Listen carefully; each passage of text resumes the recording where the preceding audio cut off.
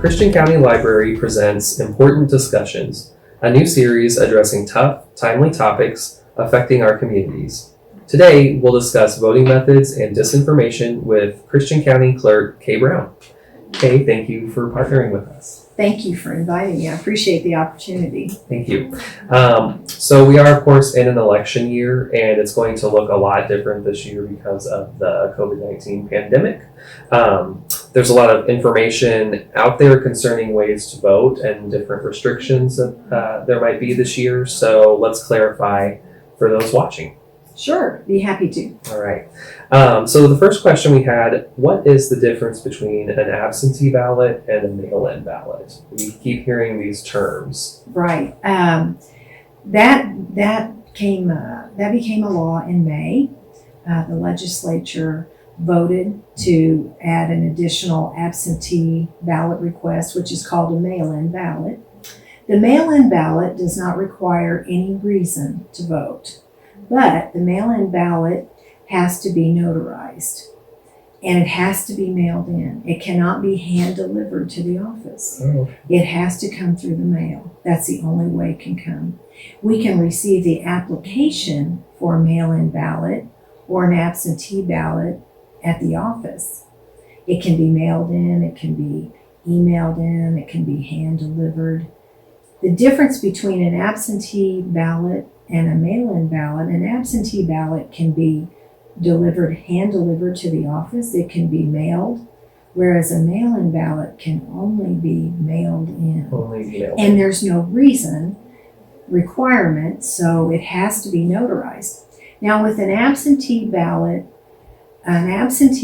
there are two reasons on the absentee ballot application. All absentee ballots have to be mailed to the voter, and the county clerk's office has to receive an absentee application to mail out a ballot to each individual voter. We do not do mass mailing of ballots. It's all upon request. Okay. So we have to receive an absentee application request. So on the absentee ballot request form, there are 7 reasons why a person can vote absentee. Okay. Do you know what those 7 reasons are, or a couple of the most common ones? Well, the 2 that I'm going to highlight is reason number 2, incapacitated, or a caregiver to someone that is incapacitated. Okay. That can be marked.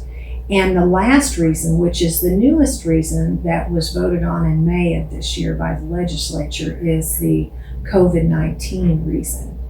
And those 2 reasons do not require a notarization on the ballot envelope. Okay. Each absentee ballot envelope will have a section for notary. But for those 2 particular reasons, the notary section is crossed out.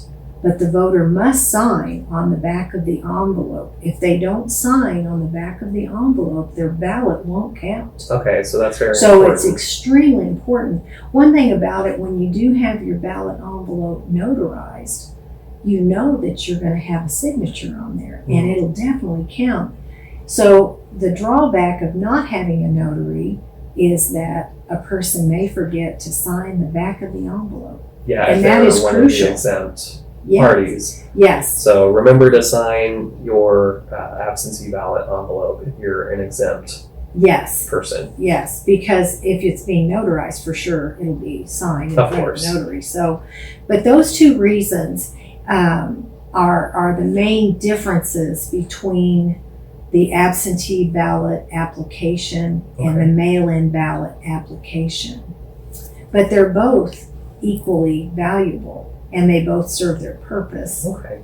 And so that's the main difference between those 2. All the other reasons, there's 2 reasons of 7 that do not require a notary on the absentee ballot application, but those will require a notarization, the other 5. Sure. So like if you're going to be out of town or something. right, like if you're on going to those be days. absent on election day, your ballot envelope will require a notarization. Okay. And we have many people that have selected that. One thing I do want to touch on the very last reason, it says over 65 or any of these health reasons. Well, a person could be in their 40s and have a heart condition or have cancer or have a disease that they feel that, they would be in danger. Mm-hmm. And so they can mark that reason even if they're not 65. If they have one of those health conditions, they most definitely can mark that. Okay. And it does not have to be notarized. And the beauty of absentee is that they can send in the application. We mail it directly to their home. It's self-addressed, postage paid. So they never even have to leave their home if they're having it for a health condition due to COVID or just age related, if they're over 65 and feel that they're at risk or incapacitated. So all absentees go directly through the mail to the individual's home. Okay. And it's all postage paid. So that's a great point. Yes. Mm-hmm. And if there's a husband and wife, it's very important that they each use their own envelope and not mail them together in the envelope, because the signature on the envelope is the vote that counts. It's the vote that counts. So if two people send it back in the same envelope and feel that, well, they're saving money for the county, well, that unfortunately that is not working for voting purposes. So everyone receives, one person, one vote. Each person has a distinct number that's associated with their record. Okay. And so it's very important that if two people receive a ballot at the same address, they need to make sure that they put their ballot in the correct envelope and mail it back to the county clerk's office. Great. Thank you for clarifying those differences and similarities, of course. So my second question then, can you kind of explain like the step-by-step, how does someone vote absentee? I know that you mentioned that they would get an absentee ballot application. So what's the step-by-step process here if I wanted to vote absentee?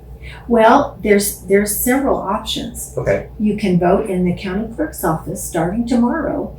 Okay, so September at 8 o'clock. 22nd? 22nd. Okay. From 8 to 4:30, and we are here during the lunch hour. Now, we will be closed October 12th for the Columbus Day observance of the holiday. But Monday through Friday, 8 to 4:30, and the Saturday before the election, 8 to noon. So that's one option if someone would like to do that. We also have curbside, but sometimes that takes a little bit, because if we're busy in the office, when they get to the courthouse, we encourage them to call when they get to the courthouse, and we can come down and service them in their car if they don't feel comfortable coming in the building, or say they're having surgery and they can't get around very well. That's an option if they would like to do that. If you would like to vote by mail, on the county clerk's website, which is on the Christian County government website, you just select county clerk, and when you select county clerk, at the very top of that list is absentee voting. And there are 2 absentee requests on that site. So if you select mail-in absentee ballot request, it's a fillable form. They can fill it out online, print it off, sign it, and scan it to me, or they can mail it to me. They can scan it and email it to me, or they can send it through the mail, or they can hand deliver it, however they wish. Once I have that application, then I can go ahead and send out the ballot to them if they would like to vote by mail. Okay, that's great. Yes, and that works for both mail-in or absentee ballot applications. So the main thing, people look at, well, I want a ballot. Well, that's right. On the day of the election, you request a ballot. But if you're absentee voting, you have to have an application. You have to request it by an application, since we do not mail out the mass mailing of ballots. It's to the individual that we serve. Okay, that's good to know. Yes. So it really is like a personal responsibility. If you're wanting to vote absentee or by mail, it's up to you to reach out to the Clerk's Office Right. to initiate that. Right. It is, yeah. Each person has to do that individually. Okay, good to know. So another question, what are the requirements to vote in person on election day? So we've discussed ways to vote absentee or by mail, but if you're choosing to go to a polling place on election day, what are the requirements in order to do that in terms of Missouri's voter ID laws? What would election day look like if I was going to the polls? Well, you can bring your Missouri driver's license. It has to be an active driver's license. Can't be expired. It has to be active. Your voter ID card is also good. You can bring a utility bill or a passport or a military ID, paycheck stub. But if you're going to bring like one of those, such as current utility bill or pay stub, you would want it to be current. So if it's November, you probably want to have October. Sure, as Bill, close as possible. Yes, yeah. So it does say current. So Okay. as current as you can be for November 3rd is what you have to have if you don't have any of those other forms of identification. Okay. And then what are the polling hours? The polls open at 6 and they close at 7. Our busiest time is from 6 to 9 In the and morning? in the Yeah. morning, and then from 4 to 7 at Okay. night. So during the middle part of the day, it's not as hectic or the lines are not as long. I would encourage people to have any address changes or name changes, anything in their voter record that may be different, that perhaps they notified the post office, but unfortunately the post office information doesn't travel to us, nor can we change things from a postal information report. We have to have it from the individual. So if somebody would like to change their address or their name, we also have a form on our website under the county clerk's heading to change their address or their name, which is so helpful because they will be waiting in line. If they wait in line only to find out that they have actually need to go to a new location due to a move, that's going to take them more time. It may be very frustrating. Of course. So Yes.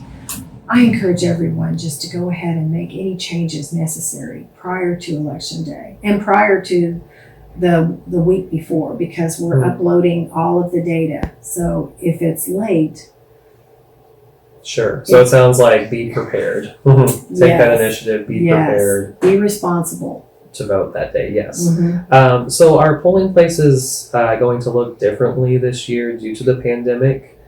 Here in Christian County, maybe specifically, is there going to be like social distancing? What are kind of like, are there any mandates from local or state government that are going to kind of change the way polling places are operating this year, or are they going to remain largely the same? Well, what you saw in August will probably be what you'll see in November. We'll have the sneeze guards.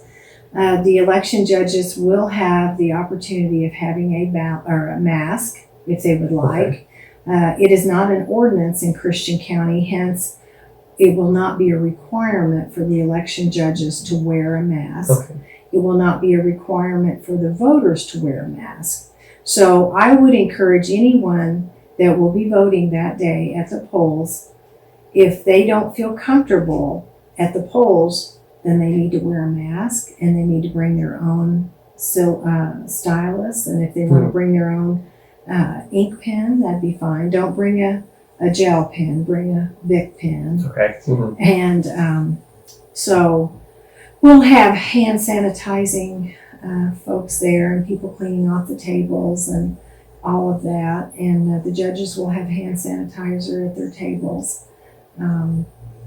But basically what you saw in August is what you'll see in November. The lines will probably be longer though. We had a little over 30% in August. I'm expecting 80% in November. So if people want to vote absentee, it's great. Yeah, they can do it here in the office or they can do it by mail. Or if they want to vote at the polls, it'll be fine as well. The ballot's not real long this time. So Okay. it is two-sided though. Okay. So Good to know. yeah, it's two sides to the ballot, so you want to make sure you vote on the back. Mhm. And so I think it'll go well. I anticipate it going well, and hopefully we'll have enough people to service everyone that would like to vote that day. That was going to be my kind of last question for you. So 80% turnout would be amazing, for an election. But if you're anticipating being that busy, how can someone become an election judge, maybe to help out that day, help the clerk's office, run this election? How can someone become an election judge? Well, on the Christian County government website, under the county clerk, there's a form. Just if you click on county clerk, there'll be a list of different forms and information, and there's a form on there to be an election judge. So if someone would like to be an election judge, they can download that form, fill it out, and scan it and email it to us or mail it to us. We'll be setting up our workers, probably by the first week in October, maybe the second week. So the sooner someone gets that information to us, the better. So Great. we're trying to plan ahead as much as we can and get ready for the big day. It's the big day for sure. Mm-hmm. Okay, well, that's really all the questions I had for you. Was there anything else that you wanted to discuss or elaborate on? I think you did a great job answering a lot of these questions. So. Well, one thing I would want to tell my voters, that they do not have to be afraid or scared by what the media is putting out there. We have very good work with the Ozark Post Office and Nixa Post Office, and we're staying in touch with those folks through email and just direct contact.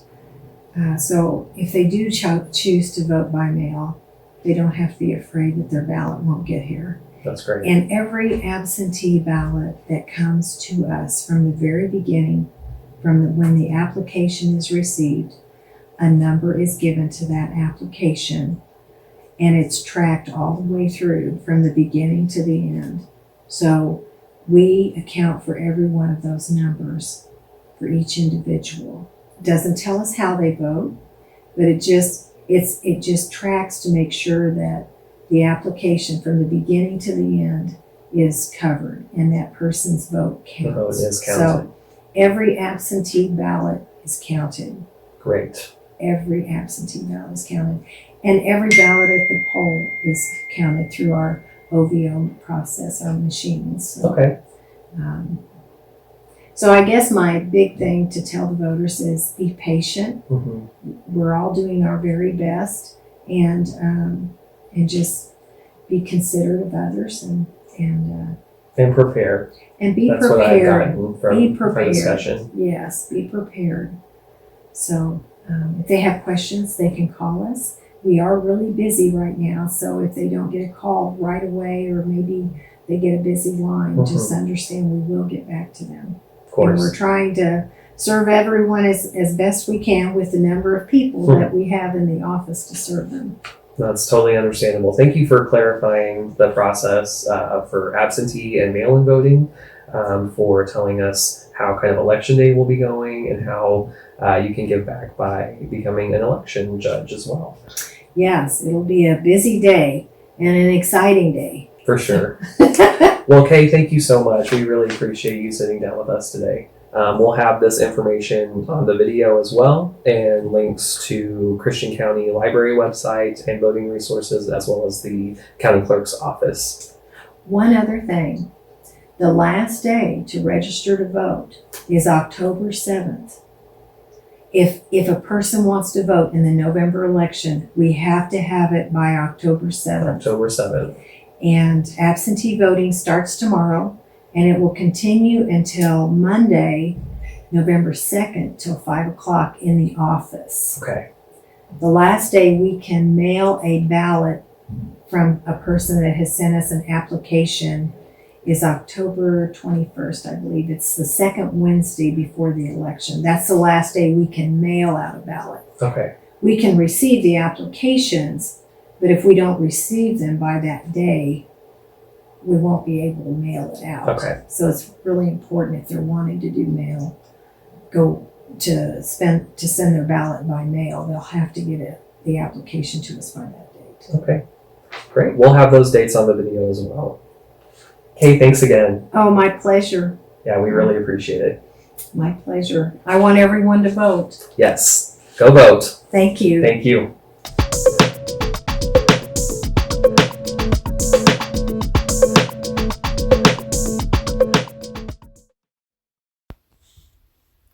Is there a risk of voter fraud with mail-in ballots?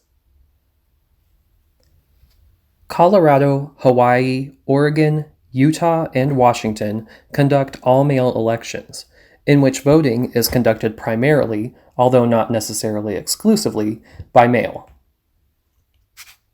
An analysis of data collected by 3 vote-by-mail states with help from the nonprofit Electronic Registration Information Center, or ERIC, found just 372 possible cases of double voting or voting on behalf of deceased people out of about 14.6 million votes cast by mail in the 2016 and 2018 general elections, or 0.0025%. What is the overall rate of voter fraud in Missouri? There have been 19 individual election fraud cases in Missouri since 2005. What is the overall rate of voter fraud in America? Since 2000, while fraud has occurred, the number of cases is infinitesimal. Only 10 in-person voter impersonations over more than a decade were reported. There is more fraud in absentee ballots and voter registration than any other category. The analysis shows 491 cases of absentee ballot fraud and 400 cases of registration fraud since 2000, during a period in which literally billions of votes were cast. What is electioneering and the laws surrounding it? Electioneering occurs when an individual attempts to convince someone else to vote for or against a particular candidate, bill, amendment, etc. Exit polling, surveying, sampling, electioneering, distributing election literature, posting signs or placing vehicles bearing signs with respect to any candidate or question to be voted on at an election on election day inside the building in which a polling place is located or within 25 feet of the building's outer door is prohibited by Missouri law. Can the president send law enforcement officials to polling places to monitor and prevent voter fraud? Any conduct that intimidates voters is prohibited by federal law. Per a directive from the Department of Defense, DoD and National Guard personnel must also refrain from conducting operations at polling places. Furthermore, the president does not have the authority to send local sheriffs anywhere, and sending armed federal law enforcement to the polls could result in violations of U.S. Criminal Code. Section 592 of Title 18 of the U.S. Code prevents civil, military, or naval armed presence at general and special election polling places. Should people who vote by mail also attempt to vote in person as a way to ensure their vote is counted? The Voting Rights Act includes a prohibition on voting more than once. Double voting is often listed as a felony in states and can come with hefty fines or jail time. 11 states explicitly prohibit voting in more than one state, Missouri included.